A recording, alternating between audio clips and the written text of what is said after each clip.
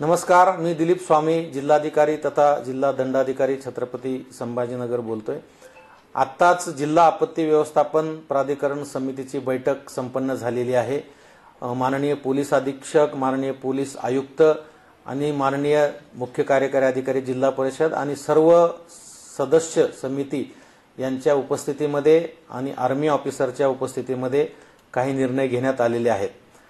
यामध्ये समस्त नागरिकांना आवाहन करण्यात येत आहे की विवाह प्रसंगी आपण कुठलाही ड्रोनचा वापर सद्यस्थितीमध्ये करू नये। पोलीस प्रशासनाची लेखी पूर्व परवानगी घेतल्याशिवाय कोणीही कुठल्याही परिसरात जर ड्रोनचा वापर केल्याचे निदर्शनास आले तर त्यांच्यावर कडक कारवाई करण्यात येईल, याची कृपया आपण सर्वांनी नोंद घ्यावी। नंबर 2, ब्लॅकआउट ची परिस्थिती जर समजा भविष्यामध्ये आलीच तर त्याची आपली पूर्व तयारी असावी, आपली मानसिक तयारी असावी। याकरता काही ठिकाणी प्रयोग केले जाण्याची शक्यता आहे। ब्लॅकआउटच्या कालावधीमध्ये शासनातर्फे, विद्युत विभागातर्फे, महापालिकेतर्फे सर्व लाईट बंद केल्या जातील, सर्व विद्युत पुरवठा बंद केला जाईल।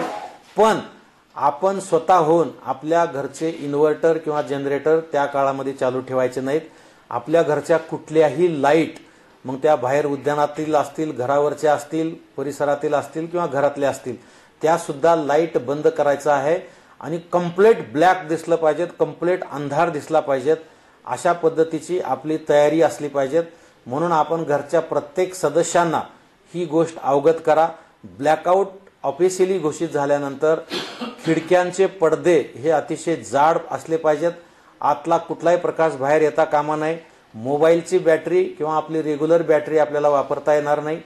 जर रस्त्यावर असताना, आपण वाहन चालवत असताना जर ब्लॅकआउट घोषित झालं तर तातडीनं आपल्या गाडीचे हेडलाईट्स आपल्याला बंद करून गाडी बाजूला कुठेतरी उभं करायची आहे आणि प्रशासन देईल त्या सूचनेला अतिशय सकारात्मक आणि अतिशय तातडीनं प्रतिसाद द्यायचा आहे।